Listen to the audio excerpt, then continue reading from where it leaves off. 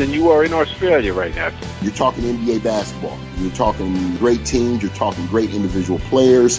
Takes it off, and there's number 23, and of course Johnny goes nuts. So I'm getting goosebumps thinking about it now. I just tried to go out there and play my game. I have no idea what you're talking about, Adam. I don't like anybody. I'm not a people person. Strand, you made the pass, yes. Christian, can you catch the ball? Yes. All the stars were aligned and all the muscles fired at the right time, and I was able to get off the ground and throw one down. I was saving that as a surprise for you. And now, introducing your host for In All Airness, Adam Ryan.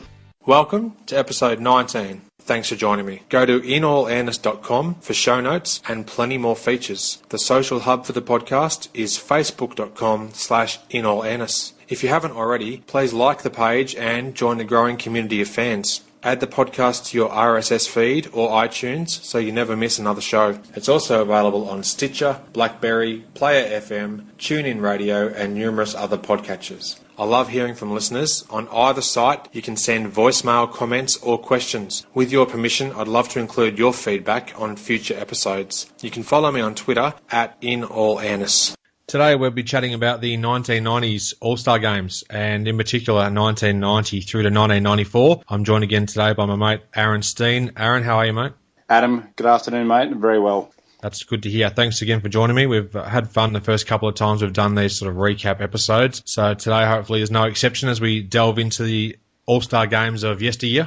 We'll be starting off with the 1990 All-Star Game in Miami, which has a special place for me as an NBA fan because it was probably one of the first NBA games that I ever saw, and it's definitely the earliest one that I have recorded on VHS. So looking forward to talking about it.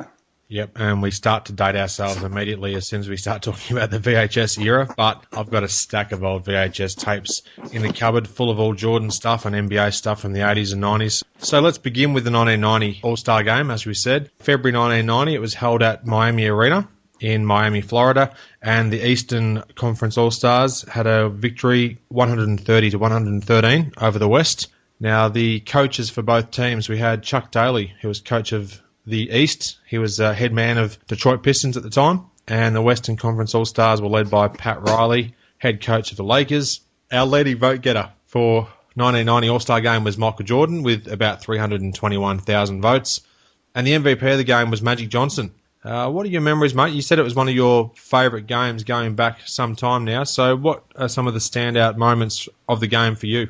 The All-Star Games back in the 90s when I first started getting into the NBA were the pinnacle of each season. You always enjoyed watching your team play throughout the year, but to see all the great players all on the one team is always a game that you really, really look forward to each year. And in 1990, had a great lineup on both teams and had quite a few first gamers, well-known names such as Scottie Pippen, Reggie Miller, Joe Dumars, and Dennis Rodman for the East, and the other West had two first-timers in KJ, Kevin Johnson, and AC Green, who I'm not sure what the NBA fans were on back in 1990, but somehow got voted in as a starter that year, which to me, you look back now, is just inexplicable. And to punctuate it, he didn't even score in the game, so not sure how AC made the team that year. That started a controversy in itself because Karl Malone did not play in the 1990 All-Star Game. He missed the game due to an injured ego.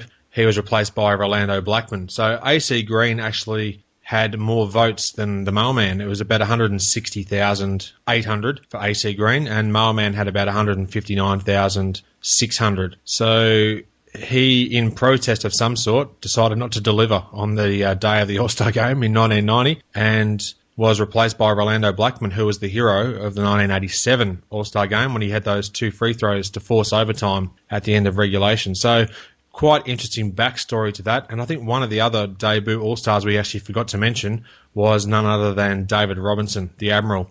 Yeah, the rookie, a very formidable NBA player, even in his rookie year. Exactly, on his way to future Hall of Fame honours.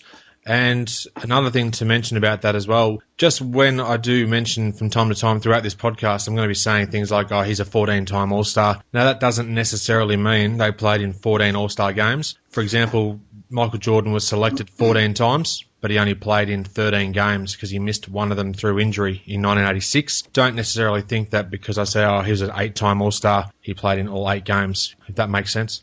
The last All-Star game in Larry Bird's storied career as well. He was selected the following 2 years as well, but couldn't play due to injury. And it was also the last All-Star game for the original Big Three of Bird, Parrish and McHale. The issue that Karl Malone had with not being selected as a starter, I think having his skirt tucked into his panties was an issue that Karl Malone suffered with right the way throughout his career, and this was a perfect example of that.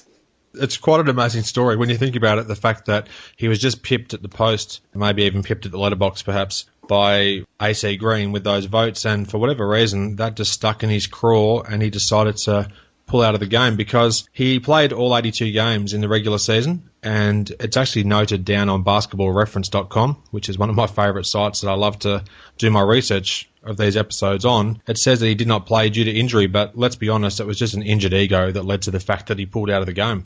Massive ego, because if you've seen that Kostakis brothers poster where he's dressed as a mailman delivering the mail, you can see that he's pretty proud of himself. So to have an injured ego would be a massive injury for him because that ego was enormous.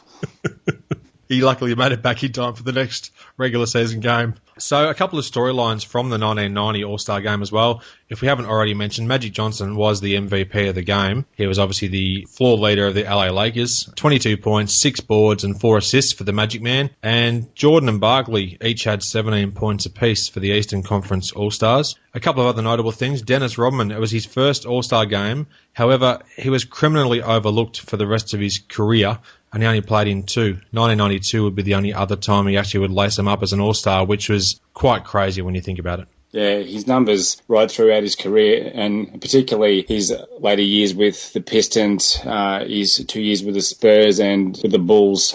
The fact that he only made 2 All-Star games is a disgrace, and I've already voiced my opinion on the impact that the David Stern and his men had undoubtedly had on Dennis not making more All-Star games. Yeah, and I think that David Stern, Adam Silver and co have also got some secret agents working undercover to listen to some of these podcast episodes we're recording just to make sure that we don't talk down the NBA too much. So just be careful, mate, that as I said in another podcast, that they're not knocking on your door as we speak. David Stern and Adam Silver listening to the podcast, if only, huh? Exactly right. You never know. You can always wish. Moving on to a few other quick storylines from that 1990 All-Star game. Fat Lever. It was actually his second All-Star game. He only played in 2, unfortunately. He was one of the most overlooked and underappreciated players ever in NBA history for mine. He got 16 points in the game, and over a stretch from 1985 to 1990, he averaged 17 points, 7.6 boards, 7.5 assists, and 2.5 steals a game. And that's at 6'3", playing for the Denver Nuggets during that late 1980s stage. Just some amazing stats, and yet he gets little to no respect, it seems, from others going forward based on his career at that time. Yeah, he didn't do it for as long a period as what Jason Kidd did. Jason Kidd had these kinds of numbers for a more sustained period of time, but Fat Lever was 2 inches shorter than Kidd and had Jason Kidd type numbers. To average 9 rebounds as a 6'3" guard is a perfect example of the kind of player that he was, and as you mentioned, probably one of, if not the most underrated player in league history. For sure, mate. Now, this All-Star game in Miami in 1990 was also the first of 3 consecutive years where the NBA would play the game in one of the expansion team cities, and then again in 1994 it would return to Minnesota, where they'd also have the All-Star game as well, which we'll finish off this podcast chat by talking about. So just before we head into the 91 All-Star game, is there anything else that you wanted to touch on from that particular contest? Yeah, there was a few especially good plays that stick in my memory from the game, from the 150-odd times that I've watched it. There was a block that Charles Barkley had on then Akeem Olajuwon, minus the H. Barkley had Akeem try to throw down a dunk. It was one-on-one, and 6'4" Barkley just went up and destroyed him on the block. It was an amazing play from Barkley, even though he kind of freaked out a lot of people with some of the things that he did, good and bad, on the court during his career. There was a chest pass that Joe Dumas threw to Robert Parrish for a dunk at one point in time. during the game, and it was one of the tightest chest passes through traffic that I've ever seen. And, of course, it was Dominique's buzzer beater 3 from about 30, 35 feet out at the end of the first quarter. So there were 3 plays that especially stuck out for me. Yeah, no doubt. And also, that was obviously the proverbial thread the needle, I guess, that pass you're talking about by Joe Dumas. Thread the needle. That's what I was looking for. Thank you. Not a problem. Let's move on to the 1991 All-Star Game, where this time it's at Charlotte Coliseum in Charlotte, North Carolina. And the East just squeezed home with a victory here, 116 to 114. It was in February 1991. And our coaches this time round for the Eastern Conference team was Chris Ford of the Boston Celtics. And for the Western Conference team, we had Rick Adelman of the Portland Trailblazers. So our leading vote getter this time round was again Michael Jordan. He had just over 1.2 million votes. So obviously they must have increased the avenues that you could put a vote in, because the previous year was less than 400,000. So the NBA started to expand their reach in terms of fan voting. Now the MVP of the game this time was Charles Barkley, who was coerced into playing. Let's be honest, he was coerced by the NBA heavies. Again, we don't want to go too much into that for fear of retribution. What are your memories looking back on that game, mate? Yeah, it was quite humorous at the end of the game when David Stern went to hand Charles the MVP trophy. He thanked Charles for turning up. There was talk that Barkley had some problems with stress fractures in his foot, I think. Yeah, as you mentioned, the league office talked him into to coming down to Charlotte. Michael Jordan played in front of his home state of North Carolina, at least where he played his college ball in North Carolina, and he had a good game. The 10 for 25 from the field and 10 turnovers probably isn't exactly what he had in mind, but he had a good game and undoubtedly would have pushed Charles to a degree for the MVP. Yeah, Jordan had those 26 points. He also led all players with 608 ticket requests, given it was a homecoming of sorts back in North Carolina. There's some other interesting storylines, again, with this particular All-Star game. One, in fact, was Kevin Johnson. It was his choice to wear the number 41, which was in honour of his Phoenix teammate, Mark West, which was a great thing to show. He was right behind his teammates for helping him get into the game itself. So he wore number 41. Magic Johnson wore the number 32, of course, which left Karl Malone to wear number 13, which was perhaps an omen of sorts given his late brain fade at the end of that game. At the end of the fourth quarter, Kevin Johnson had a chance to win the game, or at least put the West ahead in the final 3 or 4 seconds. Had a go-ahead 3-point shot, which for some inexplicable reason, Karl Malone reached up and tried to interfere with. So it was some offensive interference. That was a bit of a bizarre ending to the game, and in the end, the East held on for the 2-point win. Yeah, definitely a Karl Malone fan. And in my notes for this chat, actually, his screw up at the end of the game is actually the other second point in my notes. So I was more than happy to mention that in our chat today. No, no doubt. Unfortunately, Karl Malone's he's copping it from pillar to post at this stage, so he certainly mailed in that last little play. That's for sure. Another thing I'd like to talk about as well in relation to this game, Michael Jordan did one of the most underrated moves of his career, in my opinion. He drove from the top of the key at one stage. This was when they were going to the left of screen early on in the first quarter, if I'm not mistaken, and he hit an incredible one-handed double clutch basket in the lane. Now, that was one of the great moves, and yet you don't see it all that often on his highlight reels. Yeah, he had David Robinson come out and challenge him on that play. David didn't really jump up, put his hands up to try to challenge it, but he came towards MJ, and it kind of caused MJ to change his mind on his move. And as MJ did better than anyone else in league history, his ability to adapt and his upper body strength, it was an amazing move. Yeah, for sure. And that led to Bob Costas saying something along the lines of Jordan, double clutch and gets the roll. And then it even led to Mike Fratello with one of the greatest bits of commentary I've heard from him was, that's what the crowd was waiting for, Michael Jordan to show him a little something. Now, these sort of random comments are just stuck in my mind 20 plus years later for some unknown reason. I guess you watch the games that many times over and over, I suppose, that some of the commentary will just sink in. So I can go around pretty much just quoting off commentary left, right and centre, bore most people to death. Yeah, if you watch these games enough times, often the certain parts of commentary for certain things that happen in the games that are as iconic as what the plays are. So I have the same thing. I'll be at work and I'll be running off bits of commentary through my head. Often I wonder how sane I am when I'm doing it, but it's definitely an enjoyable part of the game. Yeah, no doubt about that. And a couple of other notes about the game in particular.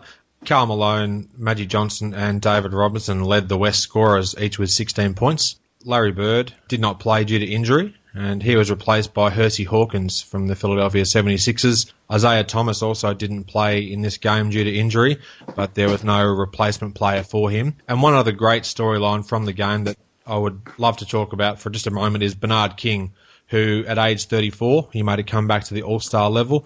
It was his first All-Star game since 1985, and obviously not long after that he suffered a terrible career-altering injury that really restricted him, but thank goodness he managed to get back to All-Star level even at age 34. And it's really quite appropriate we're talking about this now because only in the last day or so it's been made known that Bernard King will be enshrined to the Basketball Hall of Fame later this year. Yeah, a great effort by King to make the All-Star team again at 34. And I haven't had the pleasure of seeing too many of his games from early on in his career when he was at his peak. But certainly hearing the words of other people, he was overdue for his nod into the Hall of Fame. Here's King! Oh, there's Marv Albert in the background. Marv. Yeah, Marv. Now, also, just another thing about Bernard King. He was a great scorer primarily, but was just renowned as the man in New York for many years on that team in the early to mid 1980s. So really great to see him now being finally recognised for Basketball Hall of Fame honours. A couple of more things we just want to quickly talk about. The debut All-Stars from the 1991 season.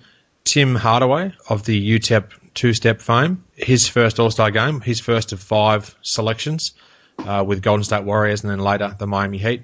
Terry Porter of the Trailblazers was also his first game. He played 2 All-Star games. And Hersey Hawkins, as we mentioned, he replaced Larry Bird, who was out through injury. And Ricky Pierce, a deserving All-Star, unfortunately only got the one call-up. He had a really good career, just a solid player, 6th man of the year. And so it was good to see him make the roster too. Yeah, Ricky Pierce that year, his points per minute were up around the other leaders in the NBA, quite comparable to Michael Jordan's average of points per 48 minutes, which is what they used to go by back then. Nowadays it's by 36 minutes, but his points per minutes that year were right up there. And there was an extra bit of emotion to the game that year as well with the US troops that were fighting in the Gulf War at that time as well. There was quite a heartfelt and moving rendition of the Star Spangled Banner before the game by Branford Marsalis and Bruce Hornsby. It was a very emotional moment to start the game off. Exactly right. Now, some All-Star games, it must be said, the pre-game anthem is not all that special, quite forgettable in some ways, but there's some really iconic ones. That was certainly one of them. Along with Marvin Gaye back in the early 1980s, there was a fantastic rendition he did at one of the All-Star games, which was just amazing to watch too. Indeed. Let's talk about the 1992 All-Star Game. This time it was in Orlando, Florida, at the Orlando Arena. It was in February 92. The Western Conference team blew out the East. It was 153 to 113, so a 40-point margin for the West. But that scoreline is mostly forgotten. The main memories of this game come back to being Magic Johnson, the fact that he came out of retirement for the one game. He was voted by the fans to be in the All-Star game, and a lot of memories of this game are to do with Magic Johnson. And he did come back with some displeasure from the mailman, Karl Malone, so we'll talk about that in just a minute too. The East were coached by Phil Jackson, head coach of the Bulls, and of course the Western Conference team was led by Don Nelson, who was the head coach of Golden State Warriors at the time. Now, the leading vote getter was Michael Jordan. 2 of the last 3 All-Star games, he was the leading vote getter. This time he had just over 1 million votes. And the Magic Man was MVP of the game with 25 points and 9 assists. So let's quickly just talk about Magic's appearance in the game in general. There was some displeasure voiced from Karl Malone, particularly in the lead-up to this game, and that even would reach itself further into the Dream Team selections that would happen later in the year as well. What were your thoughts and recollections of that particular game, mate? Karl Malone having an issue with Magic coming back was another example of how much of an issue it was for him to be a whiner, which he was a lot during his career, but it was Magic's weekend. His appearance in the All-Star game that year made it probably one of the top 2 or 3 most memorable All-Star games in league history. There was also a lot of talk at that time of the upcoming Dream Team, which was going to be playing in Barcelona for the United States in the Summer Olympics. And in regards to Magic's game, which eventually got him the MVP award. Clyde Drexler was actually quite close for a lot of that game to coming to receiving the MVP award. He had a really good game for the West. It was up until about the fourth quarter, which is when Magic turned it on. Yeah, for sure. And the last 3 or 4 minutes of the game were particularly very special for Magic. He hit 3 threes in that span, if I'm not mistaken, and took on Isaiah Thomas in a bit of a one-on-one battle, and also took on MJ, but they were both fairly kind and not trying to embarrass him too much, so they just sort of put up jumpers. Isaiah, I think, threw up an air ball, and Jordan threw up a fadeaway from the baseline, which almost went in, but they let Magic sort of have the moral victory as such, and he then ended the game pretty much in the last 15 seconds, hit the final score of the game, and I don't ever remember seeing the clock tick down to 0. The players just started congratulating one another and going up and really celebrating with Magic. So you're right, he did steal the MVP award effectively from Clyde Drexler, who that would have been his greatest chance to win All-Star MVP honours, no doubt. Yeah, and before the game, Dennis Rodman told Magic Johnson that he was going to bust his chops a little bit during the game, so Magic, after not having played for so long, was definitely looking forward to the chance to play against some of these guys again. The game also had quite a few first-time All-Stars as well. For the Eastern Conference, you had Reggie Lewis from the Boston Celtics, who made his one and only All-Star game appearance. You had Michael Adams from the Washington Bullets, who had an amazing year, was at his three-point shooting best in that season. He actually replaced injured Larry Bird in that game. And the other Eastern Conference first-timer was Kevin Willis from the Atlanta Hawks, who, again, had a great year, particularly on the boards, and he replaced his injured teammate Dominique Wilkins from the Hawks. The Western Conference had Jeff Hornacek and Dan Marley, both from the Phoenix Suns. The only rookie in the game was Denver's Dikembe Mutombo. He was the only rookie to play in the 1992 All-Star game, and yeah, there we go. That's all I got for it. You thought it threw me with that Mutombo pronunciation. Yeah, Mutombo. Is that how he came out of college? That's actually how he was meant to say his name, was it? Or how does that work? I think if you said his name how it was meant to be said, you'd be a bit tongue-tied and would spend about 5 or 10 minutes spitting it all out. So yeah, he does actually have about 8 different parts to his name, so it's you've got to take a degree to be able to pronounce it. So fair call. Yep. Yeah, as I mentioned before, Reggie Lewis's only All-Star game. That was the season before he tragically passed away. He had an incident during the first round playoffs in 1993 against the Charlotte Hornets where he collapsed on the court, which was a very, very scary moment. He was, I think, diagnosed to have a heart condition, which he was later told by doctors in Boston that he'd be okay to play again. And then during the off-season in 1993, he actually died playing in a pickup game. So in hindsight, a very sad aspect of the All-Star game. It definitely was, and I'll get into a little bit of shameless self-promotion as I like to do on these episodes. Episode 10 of the show, if you were to go to inallairness.com/10, that's the number 10, you'll see a 1993 NBA season recap that you and I both did, and we do talk a bit more about that sad passing of Reggie Lewis and also Drazen Petrovic, for that matter, who died only a bit over a month earlier than that as well. So a tragic couple of losses for the NBA. Also in this All-Star game, a big James Worthy. Big game, James Worthy. It was his last All-Star game. He was a 7-time representative. And as you mentioned, Michael Adams, back in 1991, if you were to go back and have a look at his totals for the season, he had something like 26.5 points and 10.5 assists a game, which is just frightening over the course of a regular season. I think he played in the mid-60s in terms of how many games for that season, but those are some phenomenal numbers, and yet he didn't make the All-Star team in 91, but in 1992 he did, still with some really good numbers, but 1991 was just staggering. I think he played in the 1991 season with Denver, didn't he? And I think his season that he had in 91 had to be recognised in some shape, way, or form in the following year in 92. It just so happened that he had another great year in 92 with Washington, so was very deserving of his spot. Even though he replaced Larry Bird, I'm sure it's a very nice memory for him to be able to tell people that he played in an All-Star game and also replaced the great man. Yep, no doubt. And also, we did not mention, I don't think, to this point, Jordan led the East as well with 18 points in terms of that game, but it was pretty much an afterthought, the final score, given it was a 40-point blowout. But interestingly, you did mention about Dennis Rodman there, how he mentioned pre-game how he'd like to give Magic a bit of a shake-up in terms of when the game started. That also happened again in 1996, the second game of Magic's comeback, when the Bulls played the Lakers in one of the most hyped regular season games ever, which I was just absolutely ecstatic about at the time. Rodman really roughed up Magic big time in one particular play in that game where he gave him a really hard foul and the crowd were on him immediately. Do you remember that?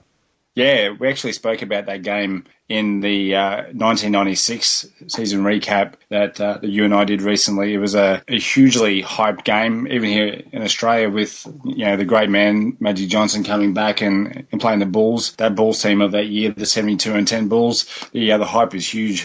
1996 NBA season recap. Oh, thanks for mentioning that. inallairness.com/18, the number 18. You'll be able to hear the thoughts of Aaron and myself as we delve into the 96 season like few others have ever done in the history of podcasting. And we do tear that season to shreds as we talked about the Bulls on their way, rampaging to the 72-10 and then taking their fourth title in a 6-year span. Yeah, that 1996 season recap, undoubtedly podcasting at its finest. Oh, for sure, mate. The feedback, particularly from David Stern and Adam Silver, has been outstanding to date. 1993 All-Star Game. This time it was at the Delta Center in Salt Lake City, Utah. The West had a overtime victory. It was 135-132. The East were led by Pat Riley of the New York Knicks. He'd obviously since left the Lakers, and he had 1 year where he was the NBC analyst. And the West were led by Paul Westphal of the Phoenix Suns, who were en route to one of their greatest regular seasons ever as they would meet with the Bulls in the NBA Finals. The leading vote getter again was Michael Jordan. He had just over 1 million votes this time round. And the MVPs of the game were John Stockton and Karl Malone. Coincidence, perhaps. They were both representing Utah, but I won't be too cynical. John Stockton had 9 points and 15 assists, which was fantastic. And the mailman dialed up for 28 points and 10 boards, so they were co-MVPs. Just from the outset, mate, what are your thoughts on this particular game? Yeah, unfortunately, any mention of John Stockton and Karl Malone and that damn pick and roll that they used to run drains the hell out of me, so let's just move on to the next point. I love it. All right, let's just move straight on. So I actually think that whilst those two guys did have some great games, particularly with Stockton with those 15 assists, and Malone had 28 points, granted, I think Jordan was robbed of the MVP honours. Now, perhaps that's just my bias. Jordan had 30 points, 4 boards, 5 assists, 4 steals, and he even sold some popcorn at half-time. So he pretty much did almost everything he could to get the MVP, but was jilted by Malone and Stockton. Yeah, I think that the one thing that worked against MJ winning the MVP, of course, was the fact that the East lost. But MJ's play in that game was awesome. Led in regulation, an amazing fadeaway corner three where he faded towards the baseline and hit this line drive corner three. It was amazing. And then to send the game into overtime, MJ had the ball, and I think everyone made their peace with the fact that MJ was going to shoot it. He drove the scene, drew the defenders to him, and hit Patrick Ewing in the corner, who hit the game-tying jumper to send it into overtime. Just two of the great plays that MJ had in that game. Yeah, that's no doubt about that. And Mark Price, who was with the Cleveland Cavaliers at that stage, he had a great game. He had 19 points on 6 of 9 from three-point range. So that was a great performance. And this game was also notable for the fact that it was Isaiah Thomas's final All-Star game. He was a 12-time All-Star. And Shaquille O'Neal, it was his first All-Star game. So as a rookie, he was in the All-Star team. He was a 15-time All-Star. He got 14 points and 7 boards. A couple of other things as well. Mitch Richmond, The Rock, he did not play due to injury, and there was no replacement for him. Sean Kemp was the only player not to score, or at least not on the court anyhow. Perfect. Along with Mitch Richmond and Sean Kemp, there were also some other first-time All-Stars that year. You had Richmond, Shaquille, and Sean Kemp, of course. Then from the Indiana Pacers, you had Detlef Schrempf. From the Charlotte Hornets, the previous year's Rookie of the Year, Larry Johnson, and Sean Elliott from the Spurs, and Danny Manning from the Los Angeles Clippers, who amazingly had an All-Star back then. They were a good team to watch in terms of getting up and down the court, but they really did struggle to even make it to the playoffs. They had some good games back at the Clip Joint back in the day, but that's maybe just my clouded memory of the guys, perhaps. They actually made the All. They made the All-Star game. Wow. the entire squad made the All-Star team that year. Did Billy Crystal coach them? Billy Crystal was coaching them. Yep. Yeah, the Clippers actually made the playoffs that year. They had a pretty decent team with Danny Manning and Ron Harper and Mark Jackson. One of the few times that they made the playoffs back in the early 90s.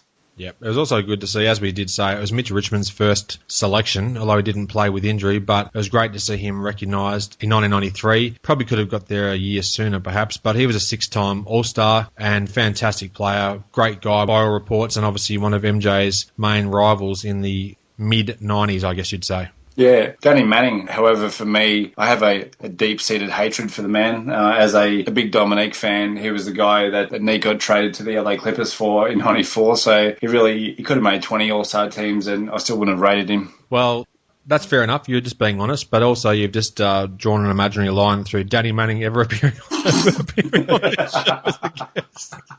So Danny Manning would never be a guest on the show, but unless you've aired your opinion. One more thing before we do move on. One little known fact about Larry Johnson's appearance in the All-Star game, it was the first of his 2 selections. Grandmama was actually selected as a reserve, which was quite astonishing at the time, I would believe, but Converse were very happy with that fact. Did you know that?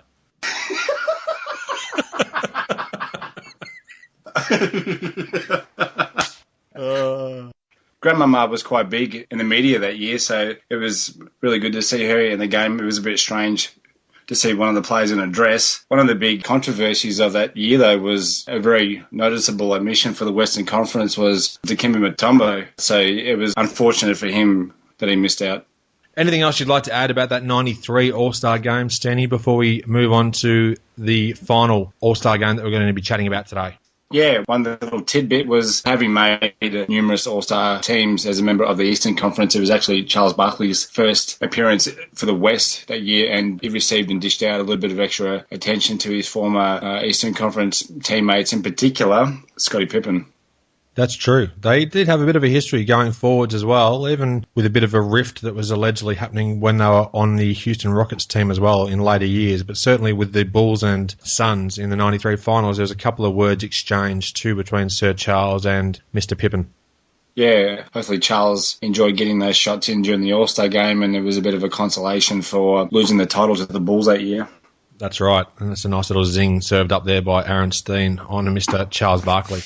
Let's chat about the 1994 All-Star Game. It was at the Target Center in Minneapolis, Minnesota. The Eastern Conference team were the winners, 127-118. This was in February of 94, and this was mostly known as Scottie Pippen's real coming out game. A fantastic performance from Pip. The East were actually led by Atlanta's Lenny Wilkins, and George Karl of Seattle was the head coach for the West. The leading vote getter this time round was Sir Charles, who had a tick under 800,000 votes. Now, MVP was Scottie Pippen, put on a great show for the fans and really stamped himself on the NBA landscape. Not in the shadows of Michael Jordan, who was in the midst of that first retirement. He sat out the whole 94 season, MJ, of course. Now, Pippen had 29 points, 11 boards, 2 assists, 4 steals and a block. So what are your recollections of this game, mate? I like to say the word recollections if you haven't already gathered. Yes, I recollected that.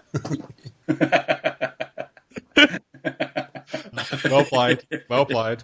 Having the game in Minneapolis, it rounded out the other 4 expansion teams as well, having their first All-Star games. But as a Bulls fan, having watched a number of Bulls games from that season, it was very evident that Scottie had really taken the mantle as the leader of the Bulls with no MJ around. And his game in the All-Star game at the Target Center was on pace with his regular season. Also, just as memorable in the game, if not the most iconic part of the game, the shoes that Scottie was wearing, they're the bright red Nike Air Maestros. As you mentioned before, it was definitely Scottie's coming out game, if not season. Yeah, for sure. And he had some fantastic numbers throughout that season, and obviously was MVP-esque in terms of his performance throughout the entire year, not just that All-Star game. This game also had many first-time All-Stars, and we'll start off with reeling the whole list off here. Gary Payton, Alonzo Mourning, LaCharles Sprewell. We had teammates Kenny Anderson and Derek Coleman of New Jersey Nets at that stage. Mookie Blaylock. We had also 2 Chicago Bulls aside from Pippen, and that was B.J. Armstrong and Horace Grant. We also had fellow teammates John Starks and Charles Oakley of the New York Knicks, And last but not least, Uncle Cliffy, Cliff Robinson. And speaking of Cliff Robinson, I will mention that I had a good conversation with Uncle Cliffy. If you go to inallairness.com/6, you can hear my conversation with Cliff Robinson, and we do talk about the 94 All-Star Game as well. So plenty to go back on there and relive about some of the other conversations I've had in previous episodes. Now, mate, what other storylines from that 1994 All-Star Game come to mind from you, Aaron?